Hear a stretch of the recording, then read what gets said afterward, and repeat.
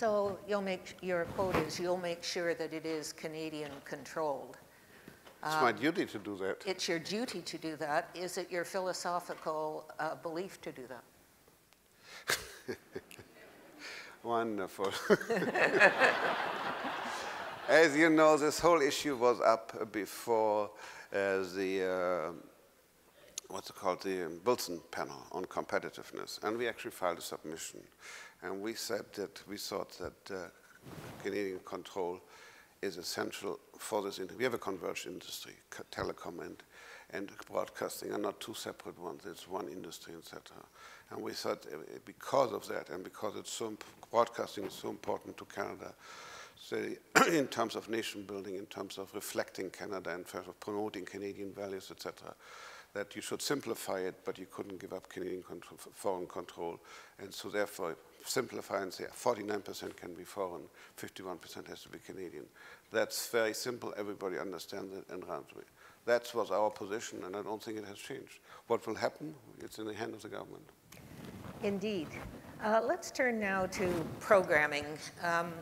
You've laid down a lot of infrastructure so far in your term through a lot of hearings.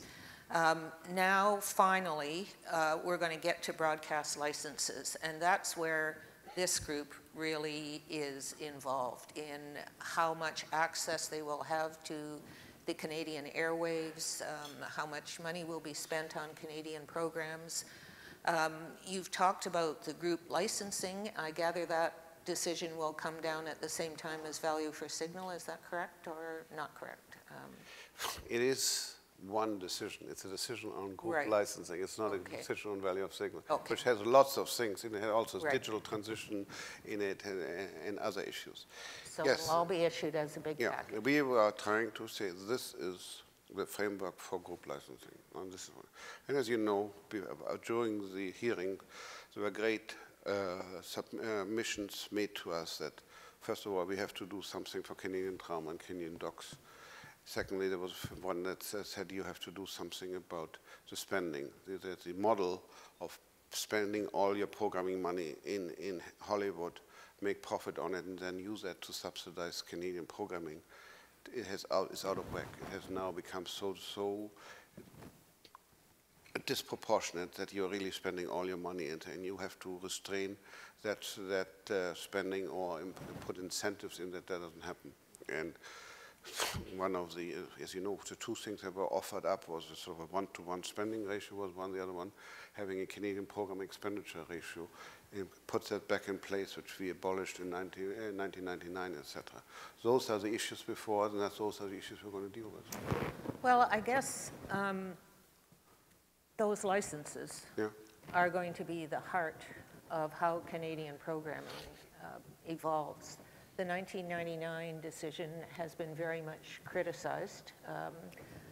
Do you think that criticism was legitimate, or do you think there's a whole new way of?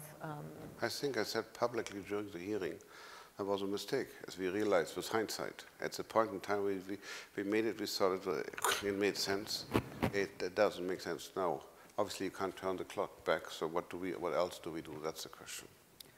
So that policy will be dead, and you're not giving us... Don't read more into it than I said. I was very careful. I said, you can't turn the clock back, okay? Right. But if you say it's a mistake, I presume you're not going to make the same mistake over again. Well, hopefully not. Yeah. Okay. But I mean, let's go to the... What was the purpose of the policy? It was to make sure there is expenditure on Canadian programming, and so that they be shown on Canadian TV. We had one methodology, we tried another methodology, we tried to do it through priority programming. It didn't work. Now we have to rethink it and come up with something that works.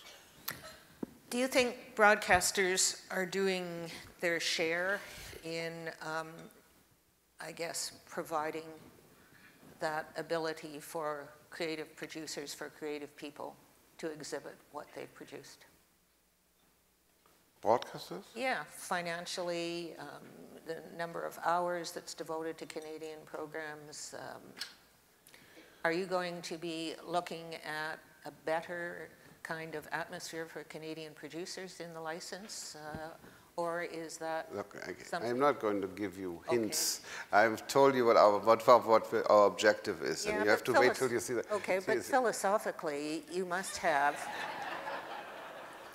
Is Canadian program something that you regard as the heart of your mandate as commissioner? Well, that's why we're there, and that's why we have a Broadcasting Act to make sure that the Canadian broadcasting system has two things. I've always said it reflects Canada, has lots of Canadian content, and Canadians have access to it, both as viewers and as participants. And that is at the core of our mandate, and that's obviously what we want to do. How to do this in a world where your tools become outdated and irrelevant. I have a Broadcasting Act that's basically based on the principle of limited access.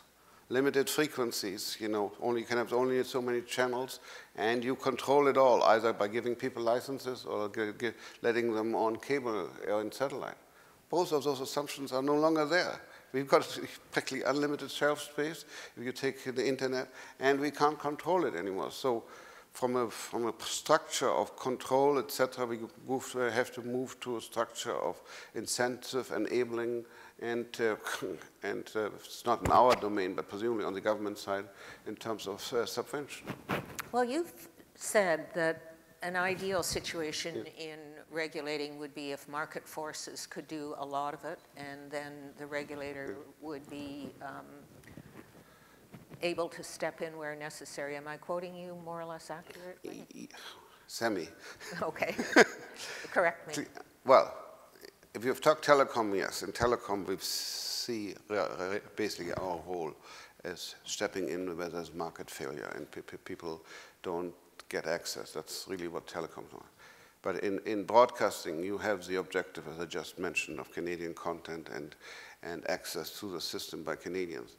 That the market itself, unfortunately, won't produce. So you have a mixture of trying to encourage the market, let the market do as much of it, but you have to intervene, etc. Otherwise, we won't have a Canadian broadcasting system of the size and of the ingenuity and creativity that we have right now. And that's really, now we have convergence, and the two are together. And so I wish we had a new legislation which would realize the reality and said, look, this is one. You know, we need to have one approach to it, etc., and let's specify. Rather, instead, I have two sets of tools, both of them based on a reality that no longer exists. I don't have a telecom market that consists of monopolies who have to be tariffed. I don't have a television market that consists of limited space and limited and controlled distribution. And yet, it is to you that we come with our hopes for a new broadcasting system, and you're sitting there with no tools or bad tools. So what's the answer to that? Well, a new Broadcast Act, I would not guess, would be up there in the top 20 priorities for the government. So you just have to kind of pick up your ivory needle and stitch the caribou. No, there's about three ways you go. One of it is you do incrementally. We do what we can without our outmoded tools. Secondly, you can do amendments incrementality. You don't have to go whole those bogus. You can do small changes to it. You can, if you want to amend the CRTC Act rather than the Broadcasting Act or Telecom Act, and put some provisions that apply to both domains and face convergence. Convergence is something that has to be dealt with. It's an opportunity. It's not a problem to be avoided. That's really the main thing. And thirdly, Tom Perlmutter's there. I keep quoting him wherever I go. He keeps saying we need a national digital strategy. And why does he say it? He says the digital revolution is affect us more profoundly than the industrial revolution. I wholeheartedly agree with that. I'm on record of saying we should have a royal commission on this. If you don't do that, have a national panel like that for the information highway. But we've got to accept it, address it conceptually, and then piece by piece do the underlying necessary legislative changes. But that's not, we don't have